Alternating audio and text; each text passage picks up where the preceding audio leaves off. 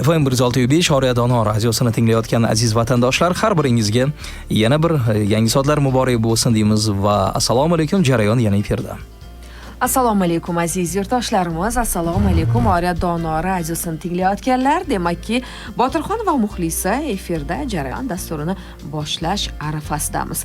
So'nggi yillarda dunyo miqyosida, shu jumladan O'zbekistonda ham elektromobillar tobora ommalashib bormoqda. Bu ayniqsa poytaxtimizda yaqqol ko'zga tashlanadi.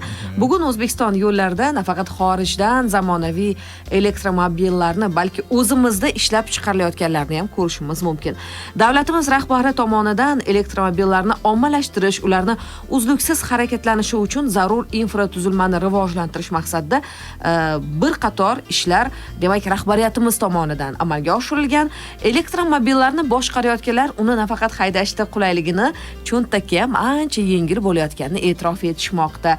Eng muhimi, hozirgi ekologik vaziyatda ularga bo'lgan talab yana ham ortdi. Demak, bugun dasturimizda elektromobillar infratuzilmasi rivojlanishi mavzusida gaplashamiz va bugungi dasturimiz mehmoni, albatta, bizni bugungi dasturimizni bir aziz mehmoni bor.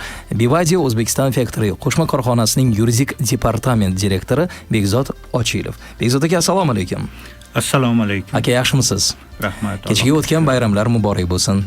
Rahmat, birga bo'lsin. Bugun juda aktual mavzuda, hammamiz uchun qiziq bo'lgan mavzu doirasida ham suhbat bo'lamiz. Bundan avvalgi soatlarimizda e'tirof etdik, uni qanchalar foydali ekanligi. Mana shu, masalan, benzinda yuradigan mashinalardan elektromobillarni afzalligi nimada, yoki bo'lmasa xalqimiz orasida, odamlar orasida juda turli xil gaplar bor.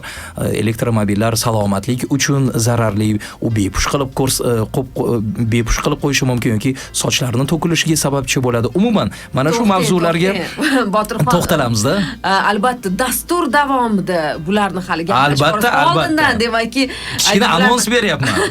Aytib qo'yishingiz kerak emas nazarimda. Va Bekzod aka, umuman o'zi elektromobillar bizga nima uchun kerak edi? Elektromobillar nima uchun bunchalik ommalashmoqda? Ularni afzalliklari nimada? Darhaqiqat, mana to'g'ri e'tirof etildi. Hozirgi kunda nafaqat respublikamizda, butun jahonda bu asosiy trendlardan biri bu elektromobillarni hayotimizga to'laqonli kirib kelishi. Bu nafaqat bu alohida fuqarolarni, balki jamiyatni ham tarkibiy qismi sifatida kirib kelishi. Buni biz nafaqatgina o'zimiz shaxsan boshqaradigan elektromobil, balki jamoat transporti bo'lmish elektrobuslarda, maxsus xizmat avtomobillar misolida ham ko'rishimiz mumkin. Masalan, hozirgi kunda elektromobillar va gibrid avtomobillarga muqobil bunaqa ommalashgan boshqa avtotransport yo'q. Nimaga deganda, birinchidan bu yoqilg'i sarfi. Masalan, elektromobillar va ichki yonuvchi dvigatelga asoslangan avtomobillarni qiyoslaydigan bo'lsak, bu yerda yoqilg'i sarfi, ya'ni pulni tejash nuqtai nazaridan 7-10 barobar farqni tashkil etadi. Bu albatta bu xalqimiz uchun juda ham katta sarf xarajatni pasaytirish. Undan tashqari, elektromobillarni, elektrodvigatellarni tarkibidagi detallar qismi ichki yonuvchi dvigatellarga nisbatan 5-7 barobar kamni tashkil etadi va bunda elektrodvigatellarni buzilishi ichki yonuvchi dvigatelga nisbatan ancha kamni tashkil etadi.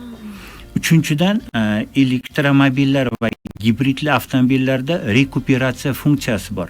Ya'ni avtomobil o'zini yurishida yurganda yoki sekinlashda o'zidan elektr energiya ishlab chiqaradi va bu bilan o'rtacha 10-15% o'zi elektr energiya ishlab chiqaradi. Va shu bilan birgalikda elektromobilda shahar sharoitida yana bir qulayligi, buni tovush bo'yicha ya'ni past tovush chiqarishi. Ayniqsa, masalan, mana biz o'zimiz mahallalarda, masalan, ko'p odam yashaydigan domlar oralig'ida kechki paytlarda ota-onalarimiz, qariyalar chaqaloqlar uxlayotgan vaqtda, masalan, mototsikllar yoki ichki yonuvchi dvigatelga asoslangan avtomobillar kirib kelganda juda ham yuqori tovush chiqaradi. Elektromobillar esa shahar, ya'ni urbanizatsiya misolida ularni past tovush chiqarishi hisobidan juda ham maqbul transport hisoblanadi. Rostdan ham ovozi yo'q bu avtomobillarning, Bekzod aka. haqiqatan hatto siz o'sha avtomobilda ketayotganingiz sezilmay ham qoladi. Shu darajada haligi biz Albatta. o'rganib qolganmiz, uni avtomobildan bir baland ovoz chiqishi kerak edi-ya nazarimizda, lekin o'sha ovoz yo'q. Bu menga yoqqan tomonlardan biri ham shundada, juda ham bir qulayliklaridan biri. Lekin boya aytdingiz-ku, haligi qaysi ehtiyot qismini aytdingizmi?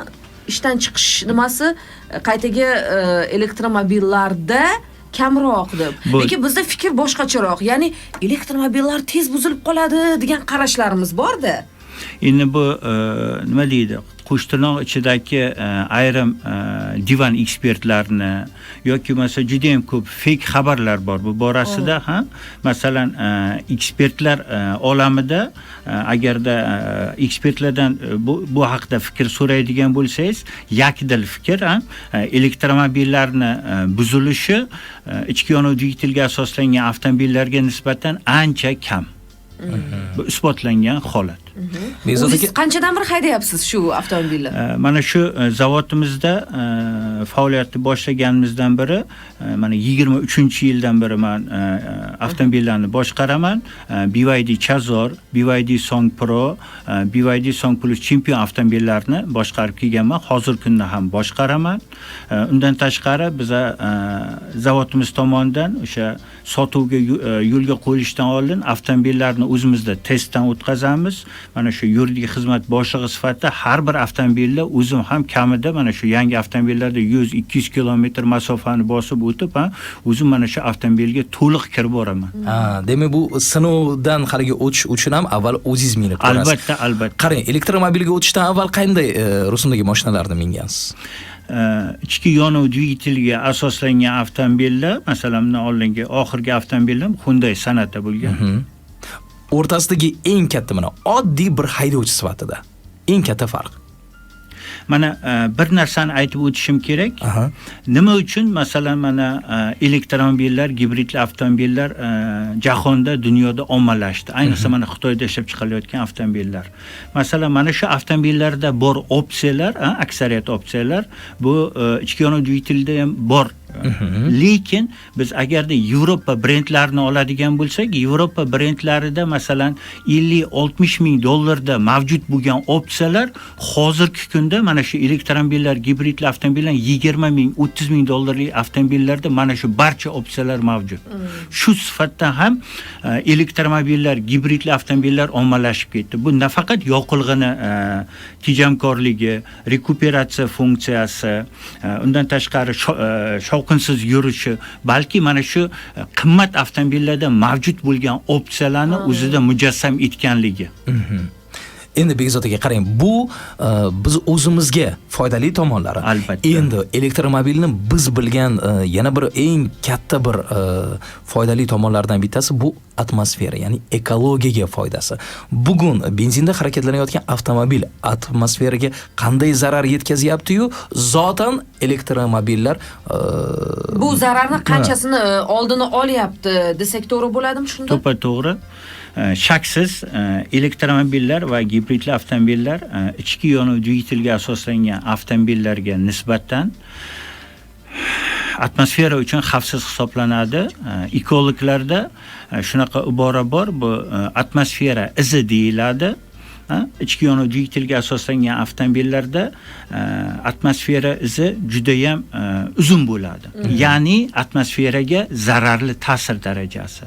Agarda ichki yonuv dvigatelga asoslangan avtomobillarni atmosferaga ta'sirini masalan 1 deb oladigan bo'lsak, ham elektromobillarda bu ta'sir darajasi 0.1 dan past tashkil etadi. Shu bilan ham biz atmosferaga zararli ta'sirni mana shu orqali olishimiz mumkin. Va bunda biz jamiyatda nafaqat elektromobillarni ommalashtirish, balki mana hukumatimiz tomonidan hozir kunda Toshkent shahrida va respublikaning boshqa yirik shaharlarida elektrobuslarni, undan tashqari hozir biz mana qator pilot loyihalarni yo'lga qo'ymoqchimiz. Ya'ni maxsus avtotransport vositalarini ham, ya'ni o'sha akkumulyatorga elektr dvigatelga asoslangan avtomobillarni yo'lga qo'yishni loyihalarini hozir biz ishlab chiqmoqdamiz. Endi Bekzod aka, keling elektrobuslar haqida gaplashamiz. 2030-yilgacha elektrobuslar sonini ko'paytirish rejasi haqida gapirib bersangiz. Elektrobuslar o'zi insonlarga bir qanaqa qulayliklarni olib keladi? Darhaqiqat yuqorida aytib o'tganimizdek, bu shaksiz, ya'ni elektromobillar ham, elektrobuslar ham va boshqa mana shu elektr motorga asoslangan boshqa transport vositalari ham qulayligi nuqtai nazaridan ichki yonuv dvigatelga asoslangan barcha transport turlaridan eng maqbul hisoblanadi. Nimaga deganda o'sha mana yuqorida aytganimizdek bu ekologiyaga ta'sirini juda ham past bo'lishi, undan tashqari yoqilg'ini sarf xarajatini pastligi, undan tashqari o'zidan o'sha rekuperatsiya funksiyasi orqali elektr energiyani ishlab chiqarishi. Masalan, mana o'ylang, 100 kilometrda qo'shimcha 15 kilometrda yo'q joydan olyapsiz. Bu juda ham katta. Ayniqsa bizlarni avtobuslarni oladigan bo'lsak, bir kunda o'rtacha 300 dan 500 kilometrgacha yo'lni bosib o'tishi, bu degani o'rtacha 50 kilometrgacha qo'shimcha, hech qanaqa energiyaga asoslanmagan qo'shimcha kilometrajni bosib o'tishi. Undan tashqari bularni mana ruschada ibora bor, remontoprigodnost degani, remontoprigodnosti juda ham maqbul. O'sha ta'mirlash davrini uzoqligi, oraliq davrini uzoqligi. Bular shu nuqtai nazardan respublika tegishli shahar, mana Toshkent shahar byudjetiga, tegishli avtobus parklarining byudjetiga anchagina pulni sarfini tejashga asos bo'ladi. Bor bo'ling. Endi Bekzod aka, o'sha hammamiz uchun qiziq bo'lgan savol. Elektromobillar salomatlikka qanday ta'sir qilyapti? Ta'sir qiladimi o'zi? Mana avval sizdan bir shu mutaxassis sifatida siz elektromobil minyapsiz. Sizni fikringizni bilish menga juda ham qiziq.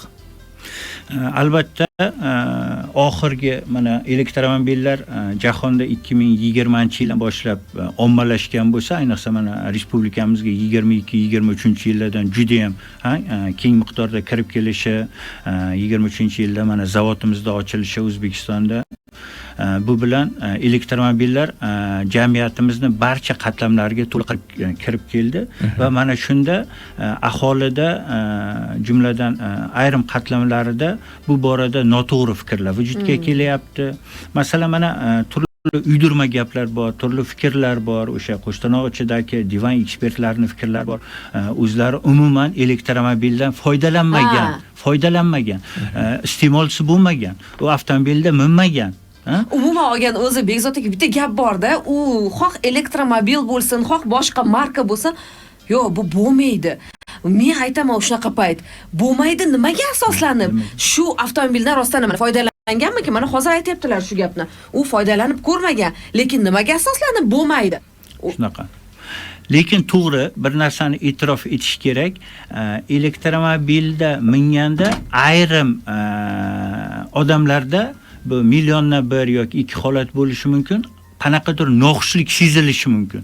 Lekin bu odamni vestibulyar apparati bilan bog'liq bo'lgan hodisa. Ya'ni biz har doim shovqinli muhitda o'rganganmiz. Elektromobilga o'tirganda shovqinsiz harakatlanish natijasida odamni vestibulyar, ayrim shaxslarni bu organizmning xususiyati, vestibulyar apparati mana shu holatni qabul qila olmaydi va mana shunda noxushlik sezishi mumkin. Mana faqatgina shu holatda. Bu faqatgina ayrimgina odamlarni o'sha vestibulyar apparatining xususiyatidan kelib chiqib, shu uchun ham ayrim ishlab chiqaruvchilar mana shu avtomobillarda shunaqa shaxslar uchun audio sistemasi orqali avtomobilni tovushini chiqartirib qo'yadi. Va o'sha siz aytayotgan holat bo'yicha bir tanishim haqiqatan elektromobil olganda biroz boshim aylanyapti, ko'nika olmayapman degandi. Endi u undagi o'sha nima deymiz biz, cherepnoy давление deymiz, Botirxon, o'sha funksiyalarda biroz muammo borligidan kelib chiqqan holat ekanda va ozgina vaqt o'tgandan keyin yo'q, bo'ldi, hammasi joyiga tushdi, o'rgan adaptatsiya bo'lgandan keyin yo'q, endi maza qilib minyapman degan fikrni eshitdim. Endi bosh og'riq qaysidir ma'noda bu elektromobillarda birdaniga harakatlar, haligi tezlikni olish U ham bor. To'ppa-to'g'ri. Masalan, mana hozir BYD'ni Yangwang U8 giperkari bor. 1.9 sekundda 100 ga chiqa oladi. Mana tasavvur qiling, 2 sekund, 2 demasizdan 100 ga chiqa oladi. 2 demasizdan 100 ga chiqadi. Bizda u mexaniklar o'zimizdan avtomat oldirib haligi. Unda sekin 20, 30, 40, 50, 60 qilib chiqasiz-da unga. 1-2 da 100 ga. O'shanda ham bevosita boshga salomatlikka ta'siri bor-da uni. Lekin eng o'sha dolzarb savol, albatta bu borada mutaxassisning javobi bor, lekin sizningcha bepushtlikka sabab bo'lyapti deyishgani qanchalik rost? Uni hozir urolog androlog to'xtang, ularni ham mana bir fikrlarni eshitaylik. Mana kulyaptilar-da, shuning uchun so'rayapman. Mana elektromobillar dunyoning barcha davlatlariga kirib kelgan. Masalan, mana xabaringiz bor, Yevropa ittifoqini, Amerika Qo'shma Shtatlarini, Avstraliya, Kanadani sertifikatsiya organlari bor. Juda ham sertifikatsiya talablari qattiq. Lekin mana shu sertifikatsiya organlari biz hujjatlarni o'rganib chiqqan birortasida o'sha shaxsda bepushtlikka olib keladi yoki olib kelish xavfi bor degan xulosa joyini o'zi yo'q. Ya'ni bu umuman biror bir sertifikatsiya organi tomonidan elektromobil qaysidir bozorga olib kirishdan oldin o'sha davlatni vakolatli sertifikatsiya organidan sertifikatsiyadan o'tadi. Nojo'ya ta'sirlar degan joy yo'q. Albatta, unaqa joy umuman yo'q. Yaqinda o'zi Rossiyaning olimlari ham buni aynan o'rganib, bu borada o'sha laboratoriya tadqiqotlarini o'tkazib chiqishdi va hech qanday xulosa berilgani yo'qki, uni zarari bor yoki bepush bo'ladi. Xullas, sochingiz to'kilib ketadi. Hozir xullas bizda urolog androlog Akbar Shoh Furqatovni bu boradagi fikrlari bor, eshitamiz. Bepush bo'lib qolarkansan, urug' foiz tushib ketarkan yoki sochim to'kilyapti boshimda deyish mumkin. Bu o'zi haqiqatda elektromobil insonga qanchalik zarar. Men o'zim tajribamdan kelib chiqib, menda tajribam 10 yildan ortiq bo'lsa, shu sohada elektromobil oldim, menda jinsiy quvvat pasayib qoldi yoki farzandim bo'lmayapti yoki farzandim tushib qoldi degan muammo bilan kelishgani yo'q. Elektromobilni immuniy elektromagnit maydoni shunchalik pastki, aksincha uyingizdagi Wi-Fi routerlardan chiqqan elektromaydon kuchliroq ta'sir qiladi sizga. Kimdir aytadi, elektromobilda ko'p o'tiraman, shuning uchun menda ozgina peshob qilish bilan bog'liq muammolar bo'lmoqda, CD yo'llam shamolib qoladi. O'zi unga bog'liq emas. Bu qaysi boshida o'tirishdan qat'iy nazar, erkak kishi uzoq vaqt bitta joyda o'tirganda jinsiy a'zolarida shamollash bo'lishi yoki dimlanishi qonni yoki peshob bilan bog'liq muammolar bo'lishi mumkin. Unga bog'liq emas elektromobilga. Men o'zim misol uchun elektromobil haydayman. Men shu vaqtgacha mana 3 yil bo'tgan bo'lsa, hali zararini ko'rganim yo'q. Bu sizni kam harakatligingiz, bu sizni ortiqcha vazningiz, sport bilan shug'ullanmayotganingiz va uyquda o'z vaqtida emasligi. Shu androlog, urolog sifatida aytishim mumkin, bemalol elektromobil haydavering, ta'sir qilmaydi. Ana bu borada o'z sohasini mutaxassislaridan fikrni ham eshitdik va bizni tinglayotgan hozir yurtdoshlarimiz o'sha xavotirlari bo'lgan bo'lsa, nazarimda bu xavotir o'rinsiz ekanliklarini tushunib yetishdi. Albatta. Azar, demak, jarayon dasturi. Bir daqiqadan keyin qolgan savollarimizni beramiz Bekzod aka, chunki vaqtimiz ozgina chegaralangan. Bir daqiqani o'tkazib olishimiz kerak. Ana undan keyin bafurja biz mavzuni qolgan qismini davom ettiramiz. Albatta, bu borada yurtdoshlarimizda ham fikrlar ko'p. Bekzod aka ular qo'ng'iroq qilib hozir balki sizga, balki bizga savol berishmoqchidir. Demak, dasturimizning qolgan qismini birozdan keyin efirga olib chiqamiz.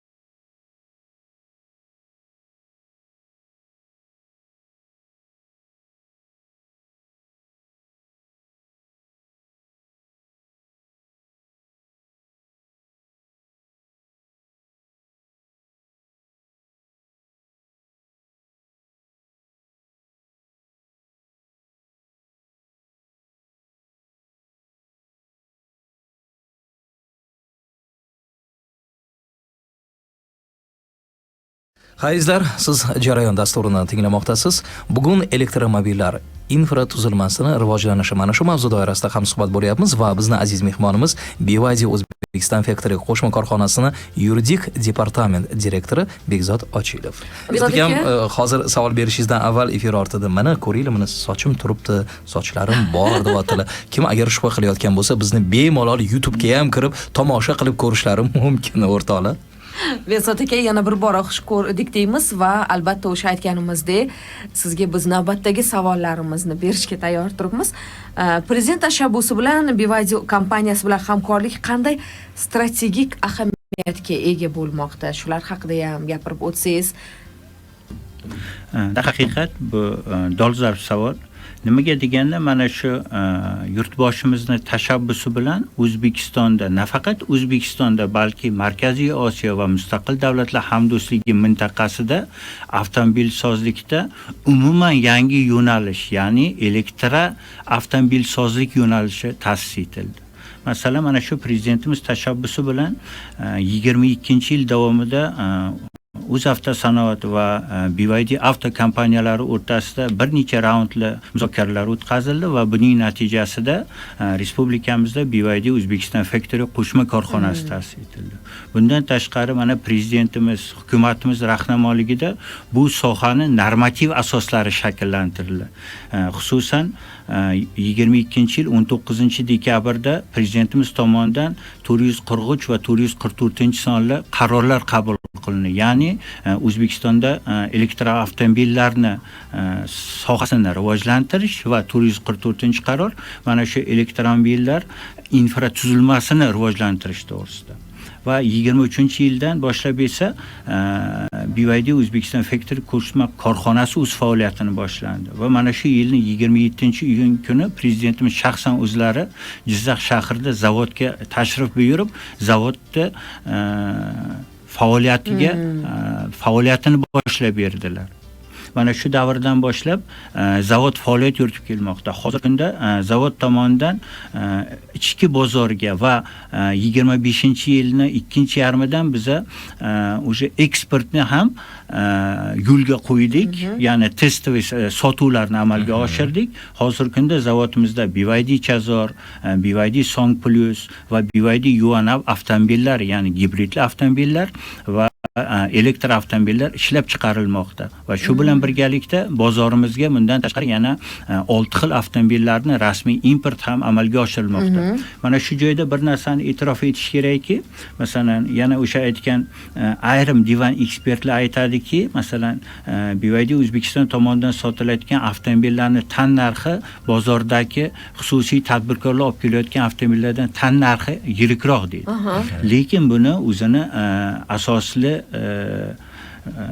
fundamenti, ya'ni poydevori bor. Birinchidan biz tomonimizdan ishlab chiqariladigan va shu bilan birgalikda rasmiy import qilinadigan avtomobillar O'zbekiston sharoiti, klimat sharoitiga moslashtirilgan. Masalan, O'zbekistonga olib kiriladigan Xitoy sharoitidan farqli o'laroq bizning avtomobillarda kompressori, ya'ni havo sovutgichi 20% ga kuchaytirilgan. Nimaga deganda Xitoy temperaturasi, ular masalan -5 bilan +20 o'rtasida, bizada -20 bilan +50 o'rtasida temperatura bo'ladi. Undan tashqari tashqi detallarda ishlatiladigan kley tarkibi ham bizdagi avtomobillarda kuchaytirilgan.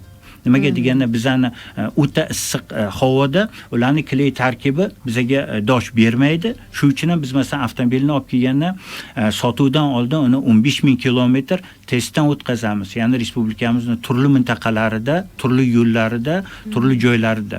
Va mana shu test natijasida tegishli o'zgartirishlar kiritilgan avtomobillar O'zbekiston bozorida rasmiy sotilish boshlanadi. Undan tashqari BYD barcha avtomobillariga 6 yil rasmiy kafolat yoki 150,000 kilometr qaysi biri birinchi vujudga kelishi va akkumulyatorlarga 8 yillik kafolat beradi. Undan tashqari biz barcha klientlarga barcha servislarimizda, bu degani bizning hozirda 20 dan ortiq dilerlarimiz bo'ladigan bo'lsa, respublika bo'yicha 50 dan ortiq servis punktlarimiz bor. Barcha servis punktlar qayerda xarid qilganidan qat'iy nazar har qanday servis punktda xizmat olish mumkin. va xizmat ko'rsatish bizada 24 soat ichida ta'minlanadi. Agarda biz 24 soat ichida qaysidir obyektiv yoki subyektiv sabablarga ko'ra servis xizmatini ko'rsata olmasak, xaridorga biz mana shu davrda boshqa avtomobilni taqdim etamiz. Haydab turish uchun, boshqarib turish uchun. Agarda xaridor avtomobilni xohlamasa, unda biza Yandex Taksi bilan shartnomamiz bor. Bizning hisobimizdan Yandex Taksidan foydalanib turishi mumkin. Nega bu haqda bilmaydi ko'pchilik? Mana hozir biz uchun ham bir yangi ma'lumotlarni aytdingiz. Buni bilishmaydi va bundan foydalanmaymiz. Endi albatta bizning dilerlar bu mustaqil yuridik shaxslar, biz bir necha bor murojaat qilganmiz shu ma'lumotlarni ommalashtirish, lekin o'sha servis punktiga borganda tegishli menejerlar o'sha xaridorlarni bu shartlar bilan albatta tanishtiradi. Va endi qaysidir ma'noda mana shunday xabarlarni tarqalishda ommaviy axborot vositalarining ham o'rni juda ham katta va bugungi uchrashuv ham ana shunga zamin yaratadi. Endi Bekzod aka qarang, shu o'rinda mana jonli sizga bir misol. Hozir bizni tinglab turgan bir yurtdoshimiz bor ekanlar. Bizni bir qadrdonimiz yozibdilar. Ha, Botirxon, bu meni shaxsiy raqamimga kelgan SMS. Assalomu alaykum Muxlis opa, Botirxon aka va hurmatli ekspertimiz. Katta rahmat sizga. Bir necha oydan beri BYD olishga rosa ikkilanayotgan edim. Savolimga javob oldim. Xudo xohlasa, men ham shu avtomobilni, ya'ni elektromobilni olishga qaror qildim degan mana SMS keldi jonli. Hozir taqdim etdim. Endi dastlab elektromobillar sekin kirib kelayotgan vaqtida uni mabodo buzilib qolsa, uni servisi masalasida ko'pchilik ikkilandi. Keyin haligi akkumulyator, umuman endi zapchastlarni bu xalq orasida juda yaxshi bilishadi. Bu tomonini o'ylashdi. Keyin haligi u nuqtadan turib mabodoga buni miyasini o'chirib qo'yish masalasida bir qo'rquvlar paydo bo'ldi. Shularga bir qisqacha to'xtalib. Juda ham bir asosli gapni aytdingiz. Bu haqiqatdan fuqarolarimiz, yurtdoshlarimiz uchun juda ham og'riqli masala. Ayniqsa o'sha distansiyadan turib, Xitoydan turib, avtomobilni bloklab qo'yish, buni masalan xalq tilida bu g'isht rejimiga, kirpich bo'lib qoladi deydi. Bu bor gap. Masalan, bizni ayrim Qo'shtirnoq ichidagi tadbirkorlarimiz Xitoydan rasrochkaga avtomobil sotib oladi. Sotib olib, uni bizni fuqarolarga bu shartlarni aytmasdan sotadi. Va o'sha Xitoyga yoki boshqa xarid qilgan davlatda 1 oy, 2 oy to'lovni qilib, 3-oydan to'lamaydi. Bu yerda master akkaunt esa o'sha sotuvchida bo'ladi. 2 oy to'lov bo'lmadimi, master akkaunt bilan avtomobilni bloklab qo'yadi. Ana endi rasmiy ishlab chiqaruvchilar, ya'ni biz BYD Uzbekistan Factory sotayotgan barcha avtomobillarimizni master akkauntini xaridorning telefoniga o'rnatib beramiz. Bu bilan avtomobilning xavfsizligini, to'liq boshqaruvni, masofadan boshqaruvni xaridorga taqdim etamiz. Siz masalan telefoningiz orqali avtomobilingiz qayerda turgan bo'lishidan qat'iy nazar, respublikamizda qaysi nuqtasida turgan bo'lishidan qat'iy nazar, agarda o'z chet elga chiqqan bo'lsangiz ham chet eldan avtomobilingizni telefoningiz orqali boshqarib tursangiz bo'ladi. Shu uchun ham avtomobillarni har doim rasmiy sotuvchilardan, rasmiy importyorlardan, rasmiy ishlab chiqaruvchilardan sotib olish kerak. Nimaga deganda bizda rasmiy kafolat, o'sha Qo'shtirnoq ichidagi tadbirkorlarning kafolati mana shu salonni eshigidan chiqib ketgungacha avtomobilingizga bir korxol bo'ladigan bo'lsa, kelasi aytadi, hurmatli mijoz, kutasiz, biz 3 oydan keyin, 5 oydan keyin zapchast olib kelib beramiz deb. Biza har hafta bizga целый sostav ehtiyot qismlar keladi. Biz doimiy asosda barcha o'zimizda dilerlarni, servis xizmatlarini ehtiyot butlovchi qismlar bilan ta'minlab turamiz. Agarda biror bir servis xizmatida mana shu ehtiyot qism bo'lmasa, biz zudlik bilan boshqasidan u yerga yetkazib beramiz yoki xaridorni o'sha boshqa ehtiyot qism mavjud bo'lgan servis xizmatiga yo'naltiramiz. Ana shuning uchun doim o'sha rasmiy dilerlardan olgan ma'qul Botirxon, bu eng to'g'ri qaror bo'ladi. Xo'p, endi Bekzod aka, elektromobillarni quvvatlantirishda qanday qoidalar bor? Masalan, 20 dan past bo'lmaganda va 80 gacha quvvatlantirish batareyani ko'proq xizmat qilishiga sabab bo'ladi deyshmoqda. Bunga fikringiz? Umuman olganda yana bitta qo'rquvda, buni ham aytaylik, hali elektromobil olishdan oldin, "Voy, ko'chada to'kim o'chib qolsa nima qilaman?" degan fikrlar bor edi. Lekin bugun qayerga qarasangiz aynan o'sha quvvatlantirish apparatlari o'rnatildi-da. Bu boradachi hozir muammo bo'lish mumkin emas-da nazarimda umuman. Chunki kimdir masalan o'sha uyiga o'rnata olmasligi mumkin, ko'p qavatli uyda turadi, muqim bir joyi bo'lmasligi mumkin, ammo ko'chada 24/7 bunday sharoit, to'g'rimi? Bekzod aka, mana bunday narsa ham borda, men yaqinda o'zim ham bir odam bilan gaplashib qoldim-da. Biz o'zimiz hali buni sinovdan o'tkazmasdan oldin noto'g'ri xayollar bilan yuramizda. Benzinda yuribdi-ku deymiz. Hozir elektromobil olamiz. Xo'p, uni quvvatlantirish kerak. Tok ham palon pul bo'lib yotibdi. Hozir buni elektromobilga qiladigan bo'lsangiz, o'sha bilan alab-alab bo'lib qolamiz. Noto'g'ri fikr borda, noto'g'ri. Biz hali buni sinovdan o'tkazmadik. Yaqinda men bir odam bilan ko'rishib etdim, elektromobil oldim dedi. Keyin men aytdim, u qanaqa bo'lyapti desam, aka shunaqa zo'r dedi.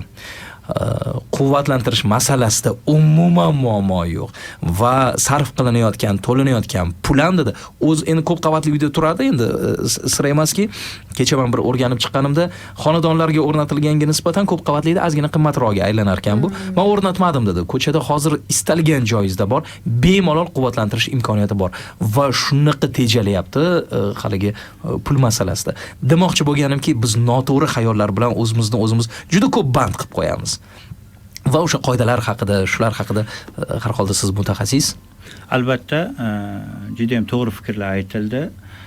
Masalan, elektromobillar, gibridli avtomobillar, ichki yonuvchi dvigatelga asoslangan avtomobillarga nisbatan yuqorida aytganimdek 7-12 barobargacha bizni pul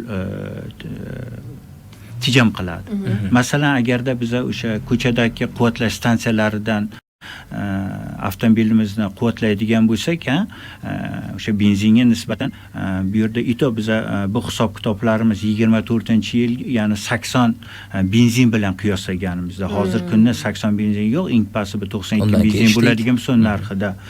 Mana shunday farqi quvvatlash stansiyalari orqali biz quvvatlaganda 80 benzin bilan qiyoslaganimizda o'sha 5-7 barobar farqni sezgan edik.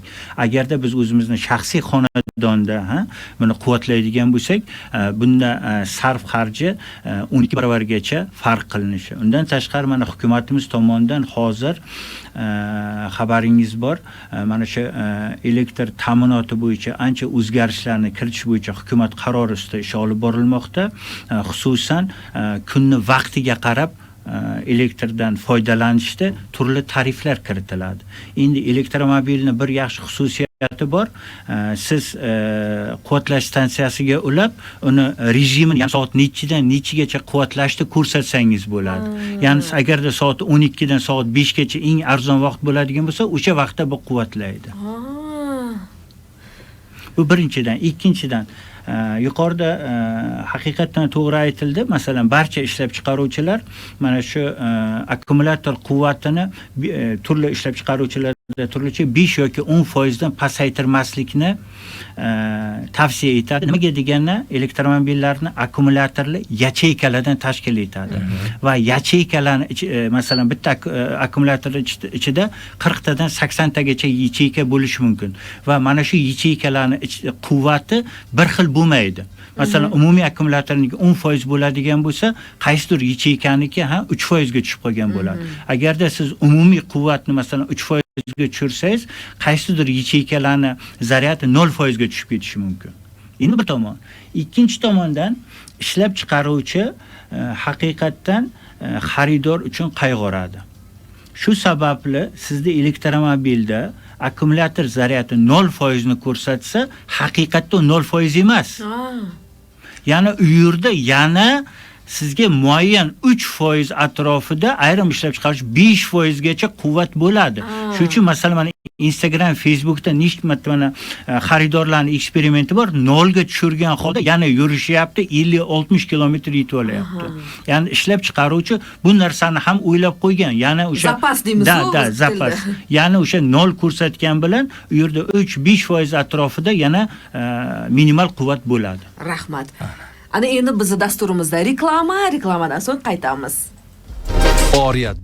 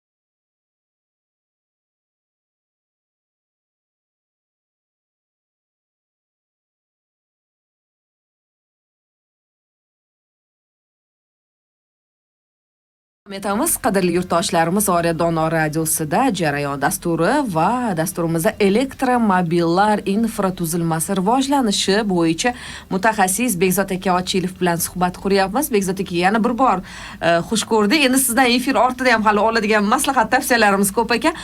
Xo'sh, endi bitta narsa Bekzod aka, oxirgi yillarda o'sha utilizatsiya atamasi kirib keldida bizni hayotimizga, bizni o'sha demakki so'z lug'atimizga va utilizatsiya so'zi ham qaysi ma'noda qo'rqitdi yurtdoshlarimizni.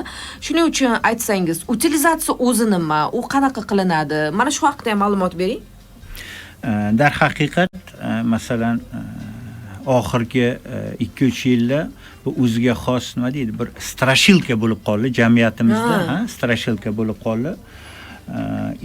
Mana shu sohada nima bir salbiy fikr bo'lgan odamlarning eng oldinga suruvchi omili, masalan, mana shu akkumulyator, bu yerda kimyoviy moddalar bor, ularning utilizatsiyasi qanaqa bo'ladi? Lekin bu yerda bir narsaga to'xtalishimiz kerak. Birinchidan, masalan, BYD Uzbekistan Factory barcha avtomobillarning akkumulyatorlariga 8 yillik rasmiy kafolat beradi. Bu nima degani? 8 yildan keyin akkumulyator ishdan chiqadimi? Yo'q. Ishdan chiqmaydi. Masalan, mana 25-yilni kuzida Buyuk Britaniyani mana shu avtomobillarni sertifikatsiyalovchi nodavlat juda ham bir katta tashkiloti bor. 10 mingta elektromobilni 3 yil davomida testdan o'tkazgan 7 ta ishlab chiqaruvchiniki. Ilgari shunaqa fikr bor ediki, elektromobillarni akkumulyatorining degradatsiyasi 1 yilda 1,5-2% gacha bo'ladi deb. Hattoki ayrim tadqiqotlar bor, 2,5% ham, ya'ni 10 yilda elektromobil o'zini 25% quvvatini yo'qotadi degan. Mana endi mana shu oxirgi Buyuk Britaniyada o'tkazilgan tadqiqot natijasida 1 yillik degradatsiya o'rtacha 1,6-1,8% tashkil etishini isbotlab berdi. Bu degani elektromobilning akkumulyatori 10 yilda bor yo'g'i 16-18% quvvatini yo'qotadi degani. 10 yilda. Endi bu masalada masalan mana eng ilg'or Xitoy bo'ladigan bo'lsa, Xitoyda masalan mana birinchi avlod elektromobillarning akkumulyatorlari mana 2 yil oldin mana yechib olinishi boshlangan, ularning ikkinchi hayoti boshlanadi. Ya'ni quvvatni kamroq talab etadigan xalq xo'jaligi sohalariga, fermerlarga, kichik tadbirkorlarga beriladi. Nimaga deganda o'sha masalan 100% dan 80% yoki 70% qolgan akkumulyatorni tadbirkor yana 8 yil davomida foydalanadi. Ana undan bo'shagan akkumulyatorni 3-hayoti boshlanadi. Ya'ni unda yoki 60% quvvat qolgan bo'ladi. Ana uni kichik xonadonlarda elektr ta'minotini ta'minlash uchun foydalaniladi. Ya'ni hozir kunda elektromobillarning akkumulyatorining o'rtacha hayoti bu 20 yil atrofida hisoblanadi. 20 yil atrofida hisoblanadi. Endi haqiqatan hozir dunyoda eng samarali buni utilizatsiya qilish uslubi aniqlanmagan. Dunyoning juda ham katta yirik universitetlari, tadqiqot markazlari, masalan o'sha Michigan texnologiya universiteti, MIT va boshqa Xitoyda Shanxay universiteti, masalan o'zimizda ham mana bir narsani aytib o'tmoqchiman, Turin universitetida maxsus laboratoriya tashkil etildi. Mana shu o'zimizning olimlar ham mana shu akkumulyatorni eng samarali utilizatsiya qilish usullari ustida ish olib bormoqda. Dar haqiqat yuqorida aytganimdek, hozir bizda muddatimiz bor. Mana shu muddatda ichida yaqin orada masalan hozir Xitoyda 2 ta eksperimental uslub ommalashtirish yo'lga qo'yilmoqda, ya'ni utilizatsiya qilish bo'yicha. Mana shu eng maqbul yechim topilgandan so'ng mana shu yechim ham O'zbekistonda rasmiy tasdiqlanib shu narsa joriy etiladi. Bekzodga endi deylik, mashinada muddat tugadi, 8 yil o'tib ketdi. Endi bungacha bo'lgan oraliqda vaqtimiz bor, unga yana yechimlar topiladi. Bu juda ijobiy yechim topilishiga men aminman, lekin akkumulyatorni shundoq borganda almashtirib berish unaqa muammo emas-a? Yo'q. mana aytdim, biz 8 yil rasmiy kafolat beramiz. Agarda fuqaro tomonidan, ya'ni mijoz tomonidan elektr boshqaruv tizimiga yoki akkumulyatorga noqonuniy aralashuv bo'lmagan bo'lsa, noqonuniy uskunalarni ulanish bo'lmasa, unda biz akkumulyatorga har qanaqa holatda biz rasmiy sizga yangi akkumulyator o'rnatib beramiz. Va bundan tashqari, yuqorida siz aytgandek, agar o'sha talablar bilan birga agar quvvatlantirib boradigan bo'lsa, u nafaqat 8, hozircha o'zi 8 berilyapti, lekin 14 yil, 13 yilgacha bo'lgan oralig'ida ham o'sha akkumulyator sizga xizmat qilishi mumkin. Albatta, qarang, bu 8 yil bizning kafolat muddatimiz. Ya'ni kafolat muddatida biz sizga bepul alishtirib beramiz. Bu degan 8 yilda akkumulyator yechib olinadi degani emas. Ya'ni iste'mol muddati 15-20 yil ham bo'laveradi. Bo'ldi, baraka Endi toping. o'zi aslida Bekzod aka buguncha o'sha 8 yil yo 10-15 yil haydalmayapti bitta avtomobilni. Haligi yangi marka chiqyapti-yu, qulayliklari yana ham ko'proq. Avvalida u bitta Jigulini o'sha 15 yil 20 yil, lekin hozir unaqa emasda 3 yil 5 yilda almashtirilyapti avtomobillar, ya'ni u komfortlariga qarab. Ana endi eski mashinalar mana shu yerda hozir bir qo'shimcha qilib ketmoqchiman. Mana juda ham bir yaxshi fikr aytdilar. Darhaqiqat hozir avtomobillarni o'rtacha iste'molchida hayoti masalan o'rtacha 3 yil, 4 yilni tashkil etadigan bo'lsa, masalan mana ko'p avtomobil ishlab chiqaruvchilar, rasmiy sotuvchilar, shu jumladan BYD Uzbekistan Factory va uni rasmiy dilerlari biz trade-in xizmatini joriy etganmiz. Ana shuni Trade-in xizmatini joriy etganmiz. Ya'ni siz o'zingizda avtomobilingizni olib kelib topshirasiz, biz uni narxlaymiz, sizga maqbul bo'ladigan bo'lsa, yangi avtomobilda mana shu pulni chegirib tashlaymiz va siz salondan o'sha kunning o'zida yangi avtomobil bilan chiqib ketasiz va sizda hech qanaqa ovoragarchilik, ya'ni mashinani obor bozorda sot, uni notariusda rasmiylashtir, gayda undan oldin borib rasmiylashtir, hech qanaqa muammo bo'lmaydi. Ana shu haqida so'ramoqchi edim. Bekzod aka, endi elektromobillarni import qilishda qanday qulayliklar mavjud? Mana shunga bizda hozir bir ovoz bor, agar mumkin bo'lsa ruxsat bersangiz shuni hozir taqdim etsak.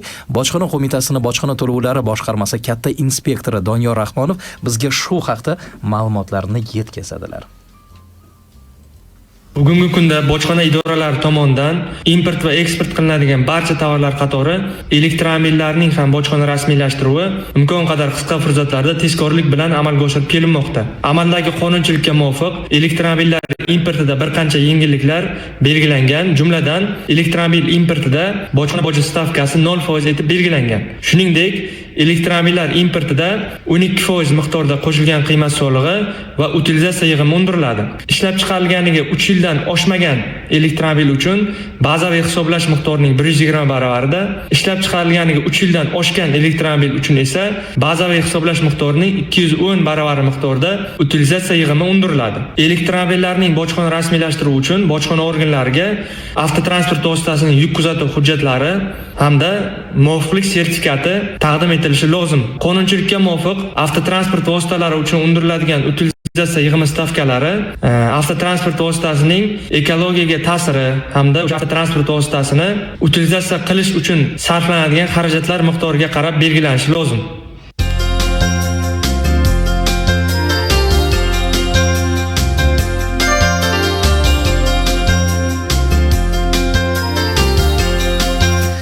Ana shunaqa gaplar. Elektromobillarni import qilishda ana shunday qulayliklar mavjud. Endi Bekzod aka, vaqtimiz juda ham kam.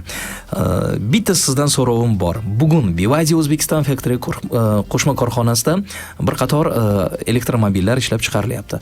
Qisqa qilib ayta olamizmi? Qaysi mashina kimga taklif qilinishi mumkin? Siz masalan mutaxassis sifatida ayollarga mana bunisi.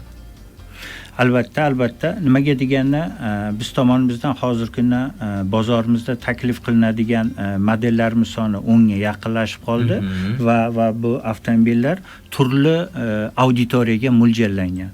Eng xalqbob modellarimiz albatta bu BYD E2 va BYD Sigul avtomobillari hisoblanadi. Ular ham xalqbob hisoblanadi tannarxi jihatdan, ham ayniqsa mana Toshkent shahri tor joylarga mo'ljallangan kichik hajmli avtomobillar hisoblanadi.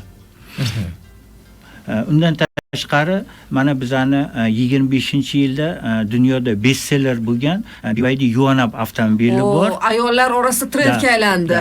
Bu birinchi o'rinda xotin-qizlar va yoshlar auditoriyasiga mo'ljallangan avtomobil hisoblanadi. Yoshlar auditoriyasiga nimaga deganda uni tashqi ko'rinishi ham dinamichniy, sportivniy, ranglari ham yoshlarga mos ranglar tanlangan u yerda. Undan tashqari masalan bizni BYD Song Pro avtomobili bor. Bu более sportivniy avtomobil hisoblanadi. No crossover sportivniy avtomobil hisoblanadi. Buni biz masalan 30-40 yoshli auditoriyaga taklif qilsak bo'ladi. Undan tashqari bizni klassik avtomobillarimizdan bu BYD Song Plus Champion, buni biz albatta masalan shaharlararo yurishda, shaharda ichida ham, masalan rahbar xodimlarga ham tavsiya qila olamiz. Undan tashqari BYD Chazor gibrid avtomobilimiz bor. Uni yoqilg'i xarji juda ham past hisoblanadi. Shu sababli juda ham ko'p tadbirkorlar, yuridik shaxslar, davlat korxonalari bu avtomobilni xarid qiladi.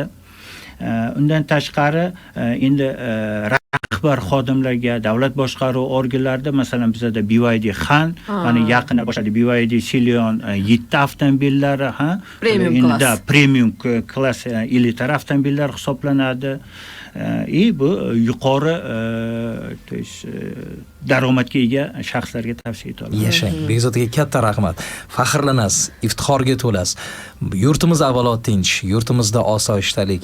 Mana Jizzaxni o'zida siz hozir aytayotgan shu zavodda mana shu elektromobillarni hammasi xalqimizga, yurtdoshlarimizga yetkazilyapti. Bu borada qilinayotgan ishlar uchun sizga katta rahmat. Davlat rahbarini o'zlari bu zavodga start berdilar. Bu ham bo'lsa mana shu xalqimizni ertangi kuni farovon bo'lishi uchun. Xulosa qilib aytganda, elektromobillarni rivojlantirish zamon talab qilayotgan yo'nalish hisoblanadi. O'zbekistonda elektromobillar ommalashib borayotgani faqat yangi ish o'rinlarini va yangi texnologiyalarni joriy etishga, balki tadbirkorlik va ekologiyaga bo'lgan zararni kamaytirish uchun ham yangi imkoniyatlar eshigini ochib beradi. Bizga sizni sog'lig'ingiz juda ham muhimdir, aziz yurtdoshlar. Mehmonimiz demakki BYD Uzbekistan Factory qo'shma korxonasini yuridik departament direktori Begzod Ochilov bo'ldilar. Ularga qimmatli ma'lumotlar uchun rahmat aytamiz. Begzod aka, rahmat sizga. Doim sog' bo'ling. Bugun siz bilan diydorlashib, ko'rishib juda ham xursand bo'ldik va bugungi uchrashuv, bugungi suhbat ancha manfaatli bo'ldi deb umid qilamiz. Rahmat sizga. Hammaga rahmat. Bu FM 106.5 Oriya Dono radiosi, muxlisi hamda Botirxon, o'zingizni ehtiyot qiling.